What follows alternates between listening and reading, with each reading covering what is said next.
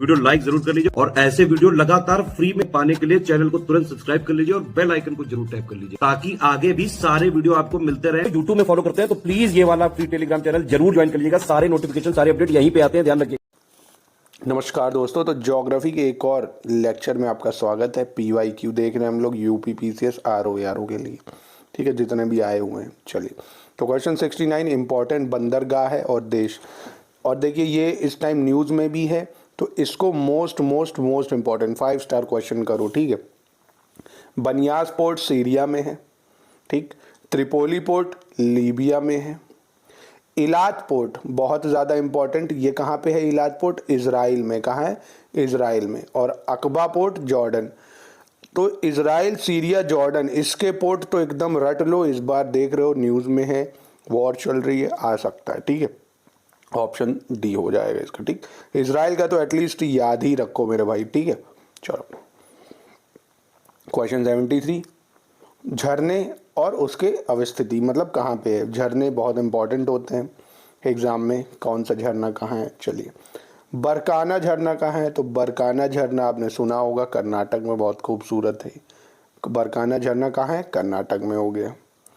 कंधार झरना कहाँ है? कंधार झरना ओडिशा में है। कहाँ है? ओडिशा में। वज्राचल झरना कहाँ पे है? तो वज्राचल झरना केरल में है।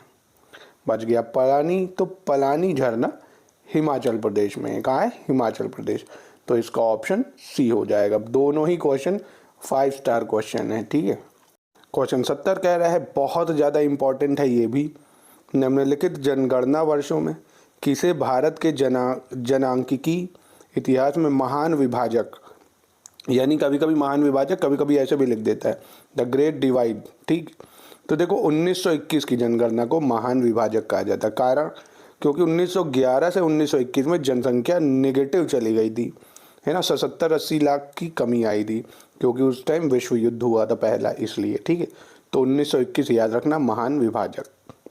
71 कह रहा है मैचिंग करने के लिए, लखीमपुर खीरी अधिकतम भौगोलिक क्षेत्रफल, जी हाँ, उत्तर प्रदेश का सबसे बड़ा जिला यही है। सोनभद्र अधिकतम वन वांछित क्षेत्रफल, बिल्कुल, सबसे ज़्यादा जो फॉरेस्ट एरिया है सोनभद्र में ही है। सीतापुर न्यूनतम भौगोलिक क्षेत्रफल, ये गलत है। हापुड़ है न्यूनतम भौगोलिक क्षेत्रफल, ठीक। संत रविदास नगर न्यूनतम वन आच्छित क्षेत्रफल, सबसे कम जो फॉरेस्ट एरिया है संत रविदास नगर में ही है, जो ग्रेटर नोएडा के पास पड़ेगा, ठीक है। क्वेश्चन 74 कह रहा है फिलीपींस और वियतनाम, ठीक। मैप देख लो पहले, इनके बीच में कौन सा सागर है? तो देखो कौन सा दिख रहा है, साउथ चाइना सी, मतलब दक्षिण चीन सागर। मैप बहुत ज़रूरी है, आज भी एक शॉर्ट्स डाला है मैप का, देख सकते हो। म्यांमार कंट्री न्यूज़ में आई है, क्योंकि म्यांमार दुनिया का सबसे बड़ा ओपियम प्रोड्यूसर बन गया है। पहले अफगानिस्तान था, तालिबान ने उसको बैन कर दिया। तो वो मेरा शॉर्ट्स देख लो, जो भी क्वेश्चन मैप के बन सकते हैं वो मैंने बताए हैं, ठीक है। चलिए, क्वेश्चन 75 देखते हैं। रूस का अरखान जेलेस्क बंदरगाह किस सागर पर स्थित है? तो देखो, रूस भी बहुत ज़्यादा न्यूज़ में है, यूक्रेन से 2 साल होने वाले वॉर कंटिन्यू चल रही है। मोस्ट इंपॉर्टेंट 5 स्टार बनाओ, स्क्रीनशॉट लेके अपने मैसेज में सेव कर लो। कहाँ पे अरखान जेलेस्क?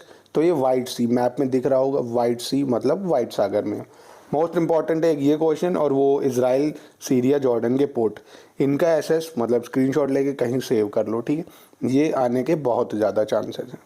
सो दोस्तों, कह रहा है निम्नलिखित में से कौन सी स्थानीय गर्म पवनें नहीं है, ठीक। तो गर्म पवनें नहीं है, एक तो मिस्ट्रल, दूसरी है टाकू, ठीक। पर अब चारों पवनों के बारे में जान लो, आ सकता है ये भी। सांता आना, सांता आना गर्म हवाएं हैं, US के कैलिफोर्निया में चलती हैं, जो रॉकी माउंटेन है, ड्राई डेजर्ट है मोजावे उधर, ठीक। मिस्ट्रल फ्रांस में बहती है, बहुत ही कोल्ड हवाएं हैं, ठंडी हैं, फ्रांस की हैं, ये भी नाम भी याद रखो।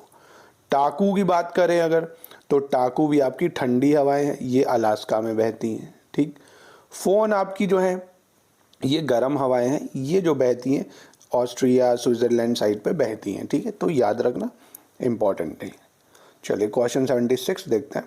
निम्नलिखित में से कौन सी भारतीय नदी का युग्म भ्रंश घाटी से होकर बहती है? तो बहुत इंपॉर्टेंट, क्लास 10th 9 से पढ़ रहे होगा ये, कि नर्मदा और तापी जो है वो विंध्यास और सतपुरा वैली मतलब भ्रंश घाटियों में बहती हैं, ठीक है। और ये दोनों ही कहाँ पे गिरती हैं? जाके अरब सागर में गिरती हैं, मतलब उल्टी बहती हैं। क्वेश्चन 77 कह रहा है निम्नलिखित में से कौन सा रामसर स्थल उत्तर प्रदेश में स्थित नहीं है? ठीक, तो सुर सरोवर ये भी है, शमशापुर ये भी है, सुरिंगसुर मानसर झील ये जम्मू कश्मीर में है, उत्तर प्रदेश में नहीं है। ठीक है, यूपी जी के अगर आपने पढ़ी होगी तो सुर सरोवर और आपने शमशापुर सरसई नवार झील पढ़ा होगा। कमेंट में बताओ कहाँ है, इसका वीडियो में आंसर एंड में दे दूंगा अगर बोलोगे। चलो क्वेश्चन 81 देखते हैं। फिर से इसमें बताना है, मैच करना है मैनग्रोव स्थल और उसके राज्य। ठीक है, तो इम्पॉर्टेंट भी है और आसान भी है ये बहुत ज़्यादा। तो करिंगा जो है, करुंगा मैनग्रोव स्थल ये कहाँ है? करिंगा है आपका आंध्र प्रदेश में। ठीक, वेम्बनाड सुना भी होगा यार, वेम्बनाड लेक भी बहुत फेमस है, ये है केरल में। कहाँ पे? केरल में। पुलिकट की अगर बात करें तो पुलिकट पड़ेगा आपका जाके तमिलनाडु में, और विक्रोली मैनग्रोव स्थल ये पड़ेगा महाराष्ट्र में। तो इस हिसाब से 4 3 2 1 यानी ऑप्शन ए हो जाएगा। सो दोस्तों 78 क्वेश्चन कह रहा है नदी घाटी परियोजना और उसकी नदी किस पे है? आसान है ये, रिहंद परियोजना, नाम से ही पता चल रहा है रिहंद नदी पे होगी। नागा अर्जुन, तो नागा अर्जुन नाम से पता चल रहा है नीचे साइड की है, यानी कृष्णा नदी पे है। नागा अर्जुन कहाँ पे? कृष्णा नदी पे। पोचमपाद परियोजना, तो पोचमपाद परियोजना की अगर बात करी जाए तो ये आपकी गोदावरी पे है। ठीक, और आपकी माता टीला परियोजना बच गई बेतवा नदी, तो ये बेतवा नदी पे है। ठीक है, याद रखिएगा इसको। अब दोस्तों 82 बहुत इंपॉर्टेंट क्वेश्चन है, उससे पहले मैं आपको पंचप्रयाग के बारे में बता देता हूँ। ये हर साल घुमा घुमा के आता ही आता है, एक ट्रिक बता रहा हूँ, उसको लर्न कर लेना। ठीक, क्वेश्चन में तो पूछ रहा है विष्णु प्रयाग निम्न किन नदियों का संगम है? पहले एक ट्रिक देखो। तो दोस्तों देखो, आपको सबसे पहले आपने 4 धाम यात्रा गए भी होगे यार, सबका ड्रीम भी रहता है, जैसे केदारनाथ, बद्रीनाथ, गंगोत्री, यमुनोत्री। ठीक, ये उत्तराखंड के 4 धाम। तो सबसे पहले बद्रीनाथ विष्णु जी का है, केदारनाथ बाबा महादेव का है। अब एक चीज़ समझो, विष्णु जी ठीक यानी कृष्ण जी, तो बद्रीनाथ से निकलती है आपकी अलकनंदा। सबसे पहले ये पकड़ो, अलकनंदा आ रही है बद्रीनाथ से। अब जैसे ही धौली गंगा, कौन सी? धौली गंगा अलकनंदा से मिलती है तो ये बनती है विष्णु प्रयाग। ठीक, क्योंकि विष्णु जी का मंदिर है बद्रीनाथ में, तो ये बना विष्णु प्रयाग। अब विष्णु जी कृष्ण का जन्म लेते हैं नंद के यहाँ, तो अब आगे नंद के बेटे हैं भैया, वो तो नंद को मिलेंगे। तो नंद प्रयाग कहलाता है जब यही अलकनंदा नंदाकिनी से मिलती है, नंदाकिनी से, मंदाकिनी नहीं, किससे? अलकनंदा मिलती है नंदाकिनी से, तो वो कहलाता है नंद प्रयाग। ठीक, अब जैसे ही अलकनंदा पिंडार गंगा से मिलती है, किससे मिलती है? पिंडार गंगा। पिंड का मतलब सुना होगा, कान भी पिन्ना बोलते हैं, तो बन जाती है कर्ण प्रयाग। ठीक, ठीक है, तो पिंडार गंगा और अलकनंदा बन गई कर्ण प्रयाग। अब जैसे ही अलकनंदा मंदाकिनी से मिलती है, ठीक, तो आपको ध्यान होगा मंदाकिनी, केदारनाथ में फ्लड आया था बहुत ज़्यादा 2012 में, तो मंदाकिनी में ही आया था, तो मंदाकिनी ने अपना रौद्र रूप दिखाया था, इसलिए वो है रुद्र प्रयाग। ठीक है, ऐसे याद कर सकते हो। तो अलकनंदा मंदाकिनी मिलती है तो रुद्र प्रयाग। अब अलकनंदा जब भागीरथी से मिलती है तो बन जाती है देव प्रयाग। ठीक है, फिर से कर लोगे क्या? धौली गंगा, अलकनंदा, विष्णु प्रयाग। अब विष्णु जी नंद के बेटे हैं तो नंद प्रयाग में पिंडार गंगा मतलब नंदाकिनी और अलकनंदा हो गई। फिर पिंडार गंगा और अलकनंदा मिली तो बन गया आपका कर्ण प्रयाग। मंदाकिनी अलकनंदा से मिली तो रौद्र रूप दिखाया रुद्र प्रयाग। भागीरथी मिली अलकनंदा से तो बन गई देव प्रयाग। अब अलकनंदा खत्म, अब बहने लगेगी गंगा। बद्रीनाथ से देव प्रयाग तक अलकनंदा ही नाम है, पर जैसे ही भागीरथी मिल जाती है तो वो गंगा बन जाती है। ठीक, याद रखिएगा। तो विष्णु प्रयाग का मतलब क्या हो गया? धौली गंगा प्लस अलकनंदा, यानी ऑप्शन बी हो जाएगा इसका। क्वेश्चन 79 कह रहा है फिर से ऐतिहासिक स्थल और कौन कहाँ पर है? बोध गया बिहार में है, पता होगा आपको। सारनाथ उत्तर प्रदेश बनारस के पास। अजंता मध्य प्रदेश, ये गलत है। अजंता एलोरा की गुफाएं महाराष्ट्र में है। सोमनाथ गुजरात में, ये बिल्कुल सही है। 80 कह रहा है रूस का कुजबास प्रदेश है, बहुत इंपॉर्टेंट, स्क्रीनशॉट लेके सेव कर लो कहीं। रूस का कुजबास प्रदेश क्यों प्रसिद्ध है? कोयले के लिए दोस्तों बहुत प्रसिद्ध है ये। ठीक है, कोयला बहुत यहाँ पे प्रोड्यूस होता है। ठीक है, तो कुजबास कोयले के लिए। कहाँ से कोयला, कहाँ से कुजबास, ऐसे याद कर लो। 80 का सी हो जाएगा। 83 कह रहा है निम्नलिखित में से कौन सा एक सही सुमेलित नहीं है। ठीक है, भारतीय दलहन अनुसंधान संस्थान कानपुर में है, बिल्कुल सही बात है।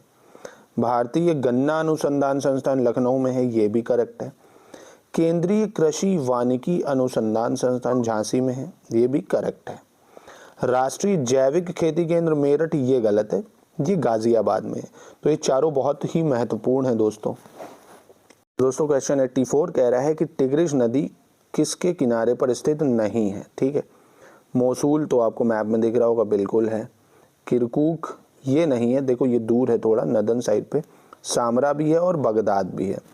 टिग्रिस टर्की से निकलती है, इराक की महत्वपूर्ण नदी है, पर्शियन गल्फ में ये गिर जाती है। इंपॉर्टेंट है, याद रखना, अभी भी न्यूज़ में है क्योंकि भाई मिडिल ईस्ट इराक न्यूज़ में चलता ही रहता है।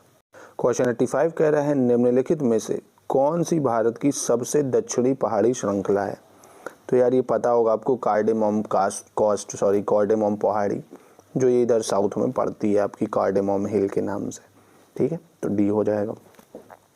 86 कह रहा है फ्रांस के सहयोग से एक वृहद सौर ऊर्जा संयंत्र की स्थापना इनमें से किस जिले में की गई है। तो ये भी आपने पढ़ा होगा, करंट में बहुत ज़्यादा न्यूज़ में भी था, ये मिर्ज़ापुर में की गई है। ठीक है, लास्ट ईयर करंट अफेयर्स का था ये। निम्नलिखित में से भारत का कौन सा राज्य कहवा का सर्वाधिक उत्पादक है। तो कहवा का सर्वाधिक उत्पादक आपका कर्नाटक है। कौन है? कर्नाटक, याद रखिएगा, का से कहवा, का से कर्नाटक। 90 कह रहा है निम्नलिखित में से उत्तर प्रदेश के किस जिले में नरौरा परमाणु विद्युत संयंत्र है। अरे ये तो बहुत इंपॉर्टेंट है और पता भी होगा आपको, नरौरा एकमात्र विद्युत परमाणु वाला संयंत्र है, ये आपका बुलंदशहर में है। ठीक है, कहाँ है? बुलंदशहर में। 87 कह रहे हैं निम्नलिखित महासागरीय धाराओं में से कौन सा एक हिंद महासागर से संबंधित है। ठीक है, फ्लोरिडा धाराएं, ये आपकी देखो, ये तो अटलांटिक में बहती हैं भाई। कैनरी धाराएं, ये आपकी पैसिफिक में बहती हैं। एगुल हैश, जो इसको धारा को गाइस ओशन करंट सुना होगा। एगुल हैश आप ये मैप देखिए, ये कहाँ बहती है? यहीं पे बहती है। क्यूरिल करंट, ये भी पैसिफिक में बहती है। तो करंट भी इंपॉर्टेंट है, पूछ सकता है। ठीक है, तो एगुल हैश ऑप्शन सी हो जाएगा। 91 कह रहा है निम्नलिखित में से कौन से शहर यांगात्सी या चांगजियांग नदी पर स्थित हैं। ठीक, तो देखो वुहान बहुत ज़्यादा न्यूज़ में था कोविड टाइम में, इसीलिए उस पर देखो जो भी देश न्यूज़ में आएगा मैप में ज्योग्राफी से वहीं से क्वेश्चन आता है। बाहर से सपने नहीं आते कि यार ज्योग्राफी में कहीं से भी मैप उठा के दे दे, नहीं। वुहान न्यूज़ में था कोविड टाइम, ये आया। तो वुहान कौन सी नदी पे था? चांगजियांग या यांगसी नदी और नानजिंग। ठीक, यानी ऑप्शन 2 बी हो जाएगा, 2 और 3। तो दोस्तों फिर से आप ट्रेंड पकड़ो, जो देश न्यूज़ में है उस देश की रिवर, कैपिटल, उसके बॉर्डर, ये आपको करने हैं। कोई वहाँ फेमस पहाड़ है, कोई फेमस लेक है, ठीक है, ये आपको करने हैं। मैं मैप के थ्रू भी उसको करा रहा हूँ, पर आपको भी कुछ करना पड़ेगा। ठीक है, बाई चांस कहीं से छूट जाता है, नहीं मुझे टाइम लगता है, तो आपको भी करिए। मैं एक ट्रिक बता रहा हूँ आपको, ये चीज़ें ट्रेंड में पकड़िए। तो दोस्तों क्वेश्चन 88 कह रहा है फिर से क्रांति और उसका क्षेत्र। बहुत आसान है यार। पीली क्रांति किस लिए हुई? तो देखो दूध तो पीला होता नहीं, तिल पीले होते हैं, तो तिलहन हो गई। ठीक, श्वेत क्रांति किस लिए हुई? तो श्वेत आपको पता है भाई कौन सी होती है? दूध होता है, तो दूध हो गया भाई सफ़ेद। नीली क्रांति किस लिए होगी? पानी में मछली पलती है, तो मछली के लिए हो गई। हरित क्रांति भैया फसलों के लिए, तो खाद्यान्न उत्पादन, यानी ऑप्शन बी, मतलब इसका खाद्यान्न उत्पादन मतलब बी हो गया डी का। तो करेक्ट ऑप्शन क्या हो गया इसका? बी हो गया। ठीक, 3 1 4 2, आसान था ये तो बहुत ज़्यादा। 92 कह रहे हैं निम्नलिखित में से कौन सी जम्मू और कश्मीर के केंद्र शासित प्रदेश की सबसे लंबी पर्वत श्रृंखला है। ठीक, बहुत आसान है ये। तो आपने पीर पंजाल रेंज, कौन सी? पीर पंजाल। जास्कार रेंज ये लद्दाख में पड़ जाएगी और ये छोटी भी है। तो पीर पंजाल रेंज जम्मू कश्मीर की सबसे लंबी श्रृंखला है इन ऑप्शन में से। ठीक है, नागा टिब्बा, महाभारता, जास्कर रेंज, इनमें से सबसे लंबा है पीर पंजाल। तो दोस्तों बहुत इंपॉर्टेंट डिटेल्स मैंने आपको दे दी हैं, कुछ इसको अच्छे से याद कर लो। ज्योग्राफी में क्वेश्चन टफ हैं, तो पहले मैं कम करा रहा हूँ, इसीलिए इसको अच्छे से पहले ग्रैस्प करो, फिर धीरे धीरे अभी इजी भी आएंगे तो वो कराऊंगा। टफ वाले जितने वो मैं पहले करा दे रहा हूँ। चलिए मिलते हैं नेक्स्ट पार्ट में। बाय बाय गाइस, लाइक ज़रूर करिए वीडियोस पसंद आया तो। और दोस्तों ऑफलाइन टेस्ट सीरीज़ का मैं फिर से रिमाइंड करा रहा हूँ, पूरी जनवरी स्टडी फॉर सिविल सर्विसेज के ऑफलाइन टेस्ट एकदम रियल जैसे चलते हैं, आरओ लेता है, आयोग लेता है सेम वैसे होंगे, सेंटर भी वैसा ही है। मस्त सैटरडे संडे में आओ फ्रेंड्स के साथ, जो भी है मस्त पेपर अटेम्प्ट करो, अपना मोरल चेक करो, थोड़ा सा स्ट्रेस फ्री हो जाओगे क्योंकि एग्ज़ाम भी है फरवरी में, ठीक है। थोड़ा निकलोगे तो थोड़ा माइंड भी स्ट्रेस फ्री होगा और अच्छे से कंपटीशन भी समझ पाओगे, तब 4 लोगों से मिलोगे। चलिए मिलते हैं नेक्स्ट वीडियो में।